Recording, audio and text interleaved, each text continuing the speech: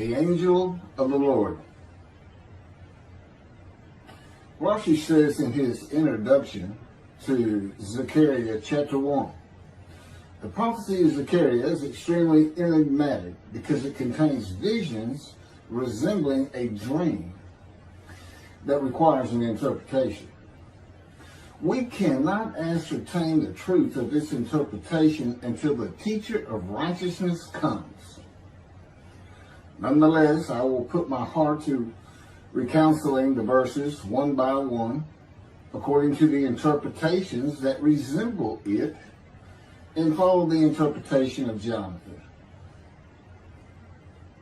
This is God's test for the Jewish people, in particular the Jewish leaders. God's test of who the descendant of David is. The man described in Isaiah 53, the teacher of righteousness. That's who Rashi, known as one of the first rabbis to say that Isaiah 53 described the people, the Jewish people, as the patriarch Israel. Then here he is in Zechariah saying, we got to have to know the truth of at least chapter 1 of Zechariah, to know its truth, because we can't do it. And no Jewish man, religious, academic, commentator, or otherwise, has ever had the answer to this. And yet this video is going to give it to you. Why? I'm a teacher of righteousness. This is Zechariah chapter 1, verses 7 through 12. That's the preamble that Rashi leads into before he starts his commentary. And this is in midrash form. That's where I take parts of a verse and interpret each in individual segments. Verse 7. On the 24th day of the 11th month of the second year of Darius, the month of Shabbat, this word of the Lord came to the prophet Zechariah, son of Berechiah, son of Edo. This word of the Lord. This verse continues with, in the night I had a vision, which is not a word of the Lord. The word of the Lord coming to Zechariah means the messenger of the words of God has come to Zechariah, who is the angel of God's presence, and the word of the Lord. Literally, that's his name. He has alighted upon Zechariah to bring a vision from God. Not a word, a vision. Verse 8. In the night I had a vision. I saw a man mounted on a bay horse standing among the myrtles in the deep, and behind him were bay, sorrel, and white horses. In the night I had a vision. There's a man on a horse standing in the myrtles. He is later referred to as the angel of the Lord, standing in the myrtles. The angel of the Lord alights upon and enters men, and my name, Hashem, is in him and can speak through the man. Zechariah has an angel with him who is his guide in the vision. The deep is like a valley Zechariah is looking down on, filled with myrtle trees, and then an open area below that is where the bay, sorrel, and white horses are. Verse 9. I asked, what are those, my Lord? And the angel who talked with me answered, I will let you know what they are. What are those, my Lord? Zechariah is not talking to the angel. That's an angel. It's not my Lord. Who answered, but who never lets him know what they are. he is asking the man standing among the myrtles on a bay horse about the horses in the open area and calls him my Lord. Verse 10. Then the man who was standing among the myrtles spoke up and said, these were sent out by the Lord to roam the earth. Then the man who was standing among the myrtles spoke up and said, again, this is midrash form.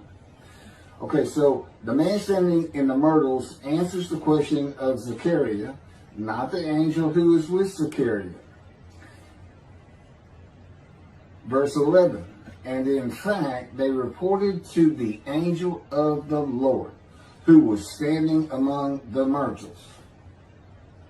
We have roamed the earth and have found all the earth dwelling in tranquility.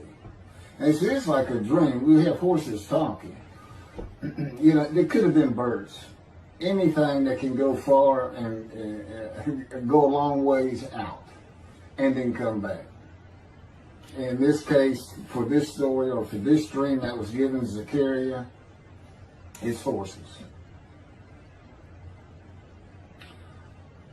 And in fact, they reported to the angel of the Lord. They who reported are the horses who have gone to and fro throughout the earth, and they spoke the report to the angel of the Lord, who was standing among the myrtles. The angel of the Lord, who was standing among the myrtles, has alighted upon and entered the man standing amongst the myrtles. The angel of the Lord is using this man as his visible presence. You cannot see the angel of the Lord. Just as he once used a burning bush for his visible presence, and God spoke through him to Moses. Not just as his visible presence, he also used the man to say, these were sent out by the Lord to roam the earth. In other words, it sounded like the answer was coming from this man.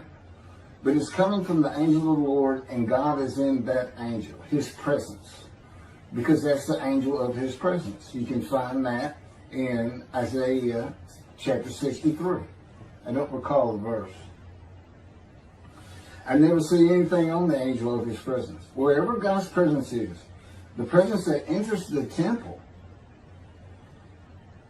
I never hear any mention of the angel that has to be with him. Why? It's the angel of his presence, who is the angel of the Lord. Yeah, I believe, and I'm not certain about this, but I've heard it at least one or two times, and that is Christianity believes the angel of the Lord is Jesus Christ. Thereupon the angel of the Lord exclaimed, O Lord of hosts, how long will you withhold pardon from Jerusalem and the towns of Judah, which you placed under a curse 70 years ago? Thereupon the angel of the Lord exclaimed.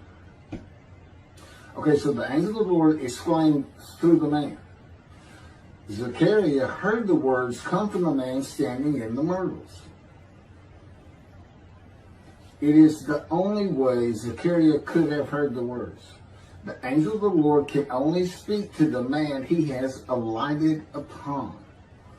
Ezekiel describes this as, a spirit entered into me and set me upon my feet, and I heard what was being spoken to me. O Lord of hosts, how long will you withhold pardon from Jerusalem and the towns of Judah, which you placed under a curse 70 years ago? The following verses are from the book of Isaiah regarding this curse. Isaiah chapter 43, verse 2. So I profaned the holy princes. I abandoned Jacob to proscription and Israel to mockery. That, of course, is God speaking.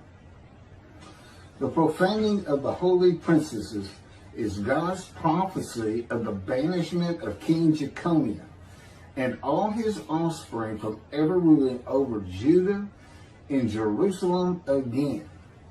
The line of the kings of Judah ended. The line described king by king in the first book of the New Testament of Christianity. the line of Jesus. The abandonment and mockery are God's prophecy that the northern kingdom and the southern kingdom of the Israelites would be defeated and deported from the promised land.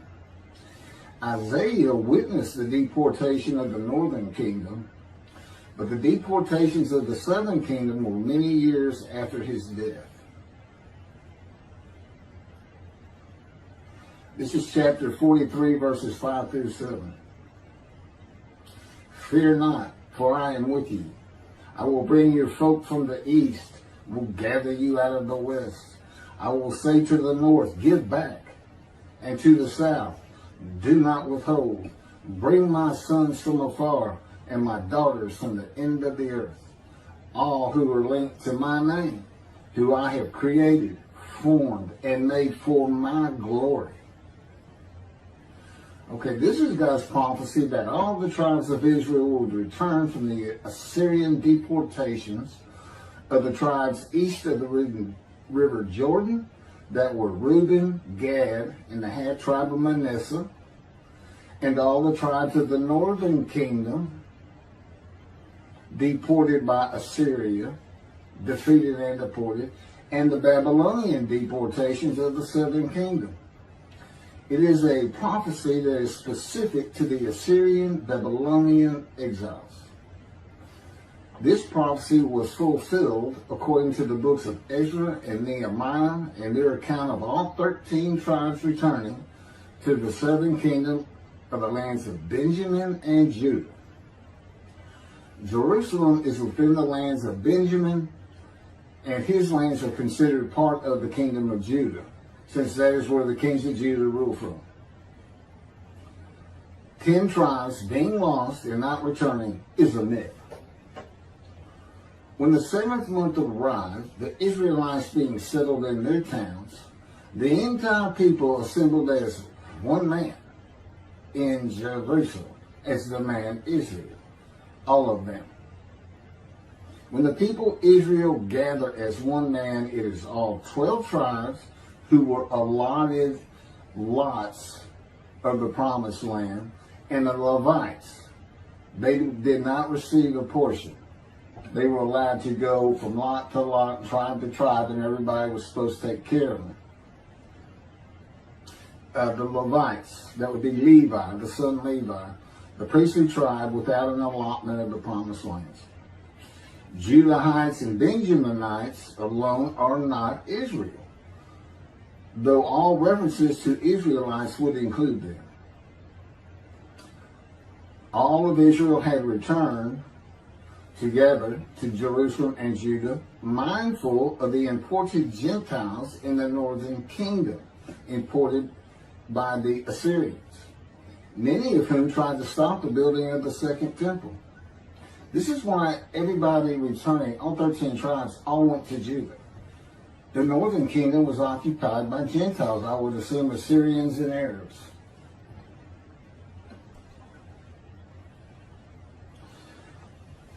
This is 1 Chronicles chapter 9, verses 2 and 3. The first to settle in their towns on their property were Israelites, priests, Levites, and temple servants, while some of the Judahites and some of the Benjamites and some of the Ephraimites and Manassesites settled in Jerusalem. That would be Ephraim and Manasseh. Manasseh was such a large tribe, it had to be broken in. It was broken in two. Half of it set up, their allotment was east of the river Jordan by about where Edom would be. And well, that was the tribe of Gad. Not Edom, Gilead, where the Tishbite, Elijah, the Gentile, was an inhabitant. Ramoth Gilead.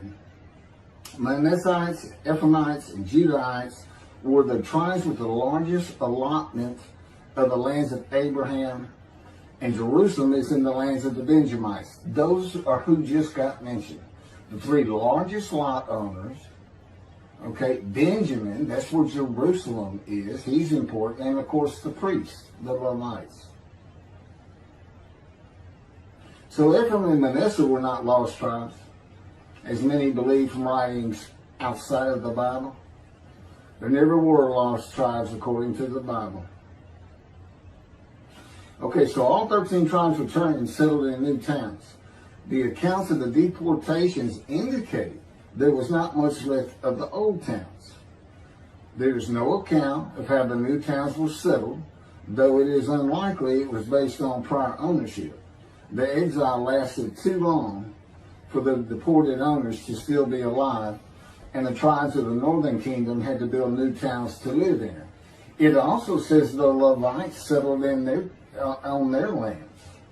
So everybody had to pick and choose, and I'm sure the strong and wealthy got the best places, and again, many just settled in Jerusalem. Okay, this is Isaiah chapter 43, verse 14. Thus said the Lord, your Redeemer, the Holy One of Israel, for your sake I send to Babylon. I will bring down all her bars, and the Chaldeans shall raise their voice in lamentation. This is God's prophecy that Assyria would be conquered by the Babylonians, who were defeated by the Chaldeans. But they actually go back and forth and actually became somewhat intermingled, Chaldeans and Babylonians. And that he would raise up the Gentile anointed king Cyrus of Persia to conquer them, to clear the way for all the tribes to return. That's how he cleared the way to the desert or made rivers for them. Basically, he got Cyrus to release them. Chapter 43, verse 25. And I never hear anything about this. It is I who, for my own sake, wipe your transgressions away and remember your sins no more. Okay, this is God doing, and he says this, something new. I'm going to do something new for the Israelites.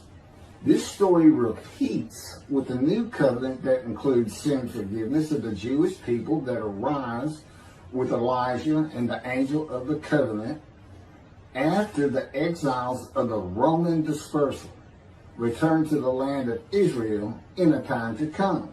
That's in Jeremiah chapter 31.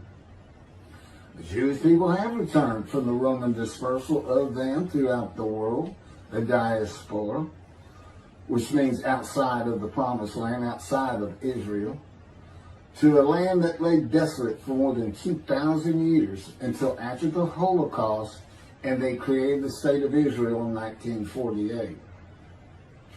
70 years later, and that's funny too, because they talk about a curse of 70 years. That 70 years, I believe, just applies to the last of 3 deportations of Judah and the defeat by the Babylonians, because the northern kingdom had been defeated and deported long before that, and the first to be defeated and taken to the lands of Assyria was Gad, the half tribe of Manasseh, the lands east of the river Jordan. 70 years later, the land blooms again. Jerusalem has been rebuilt as a great city, larger than it was in ancient times. According to God's words in Jeremiah 31, the time to come to deliver the new covenant with sin forgiveness is here. That's very important for the interpretation of at least chapter 1 of Zechariah. That means the angel of the covenant that you desire of Malachi 3 is on his way, followed by God and the messenger Elijah. And when God's third temple is built, he will return to it suddenly. This is the day of the Lord. That's Malachi chapter 3. Now, Zechariah is in Jerusalem, and the construction on the second temple is about to begin. Isaiah has written God's words of sin forgiveness, which would have removed the curse long before this, when they were returning, when the remnant of the 13 tribes was returning. And the angel of the Lord proclaims, O Lord of hosts, how long will you withhold pardon from Jerusalem and the towns of Judah, which you placed under a curse 70 years ago? Okay, this vision of Zechariah and the words of the angel of the Lord through the man standing in the myrtles regarding the curse 70 years ago is to make Zechariah think and try to understand why the angel of the Lord would say this. From his perspective, the curse was lifted. He was back in Jerusalem with all the tribes preparing to build the second temple. The vision is for Zechariah to find out how and when the curse was lifted. And that's important today, because this is the day of the Lord. The new covenant is here, and every single Jew throughout the world is forgiven of their sins right now. And that message has been given to me to be delivered. And it's not getting out there. It's just not getting out there. And that's what happened here. Because if you read Ezra and Nehemiah, it's clear they had no idea that their slaves had been claimed. And sin and continue. Once you know that God has just said, okay, I'm not going to remember any of that. Let's all start fresh. I'm here with the covenant of friendship. Let's everybody start being observant Jews. Okay? Which would include going to Yom Kippur. Having a slate claimed does not mean you have a lifetime now of sin forgiveness. The books of Ezra and Nehemiah reveal, this is how God had me write it down. This is from the book, Isaiah 53, in the day of the Lord, that was dictated to me. The books of Ezra and Nehemiah reveal that the 13 tribes did not know they had been right. We had to wait for the teacher of righteousness to know. And this is another thing I never see in this Messianic era that is taught, that is coming, is that God is with the descendant of David as he was with Moses. I mean, just right there with him.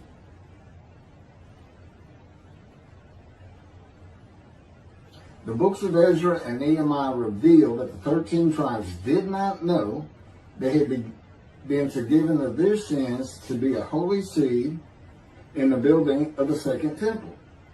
If people know they have been forgiven and have a clean slate from past transgressions against God and his laws, they are more likely to stop their sinful ways and abide by his laws in the future. The scroll of Isaiah needs to be found and interpreted by Zechariah and the religious leaders so they will know of God's forgiveness of their sins. God will be returning before the temple is built. That will be the third temple, to test the devotion of his righteous servant and make him suitable for his purpose, which might prosper. That includes the building of the third temple. This would begin when his spirit alights upon the anointed one, Moshiach. His presence with his righteous servant will be necessary for the temple to be rebuilt. Islam will not freely hand over their third most holy site to Israel and abandon the Dome of the Rock Mosque, a mosque that sits on the Temple Mount purchased by King David for God, the most holy site of the Jewish people. With God is the angel of his presence who is already on the way. You want me to skip that? Okay, this has been covered in other videos more than once.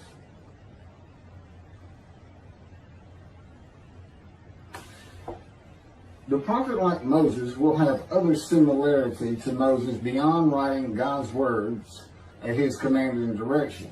As this was written, at God's command and direction, I typed those words. To the greatest degree possible for any human being, Moshe's identity and existence became one with the Creator. Now that's who you're looking for when you say the prophet like Moses. It's not Joshua. I've heard that one. Which is, it says right there on that page, there's never been another prophet like Moses. Well, his attendant Joshua standing right there. If that's, anyway.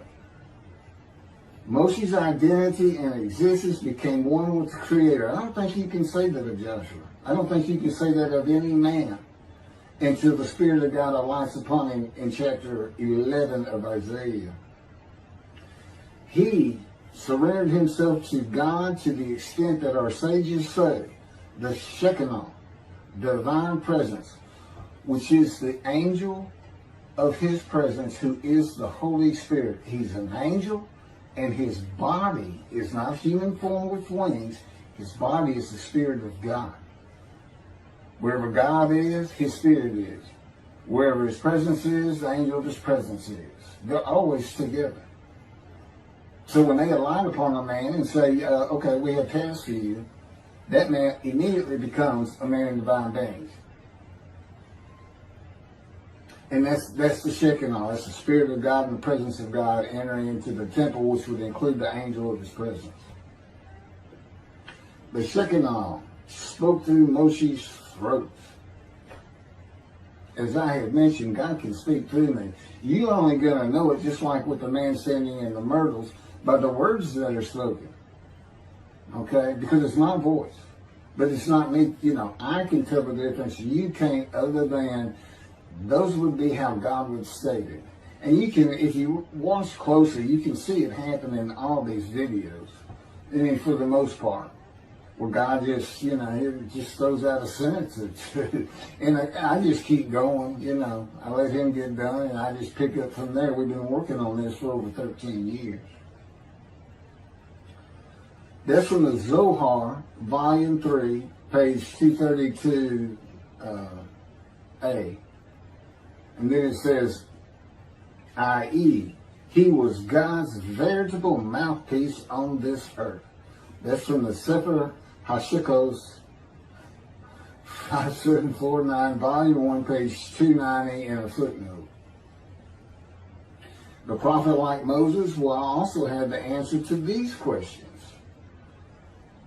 Quote, the great Jewish philosophers try to understand the question of how Moses heard God literally, some insisting that God spoke actual words and Moses heard them with his ears, while others suggest that God's speech was communicated silently to Moses' intellect and only uttered in sound by Moses himself. Maimonides, Rambam, even as he affirmed the communication between God and Moses as a fundamental Jewish belief, ultimately conceded the mysteriousness of that process. The entire Torah reached Moses from God in a manner which is figuratively described as speech, but no one has ever known how that took place except Moses himself, whom that speech reached. That's commentary on the Mishnah, Sanhedrin, chapter 1. Well, I have the answers, and I've been telling you the answers. God is in his Spirit. Spirit enters into you, because we find it in Ezekiel. There's where God tells you. God was telling Ezekiel, get up on your feet. Ezekiel says, at that very moment, a Spirit entered into me, and I could hear the words of God. There it is. When he enters him. Now, he's not hearing that through his ears. There's the first question answered. It's not to your ears. And there is a silent knowing. That's what we call it, or what God has taught me. Now, generally, I just hear words as though they came in through my ears and they're in my mind, as though my eyes and my ears had perceived. But he can put just knowledge into my mind without uttering a word. And it's kind of can be pointed out easiest with when he comes to a man, and like he came to Samuel, and Samuel just says, here I am. It's as though before he speaks to you, and this is what happened with me, he put in a knowledge in my mind that the God of creation was about to speak to me. And so when he did speak, it was as though he had always been there speaking to me. Not unlike how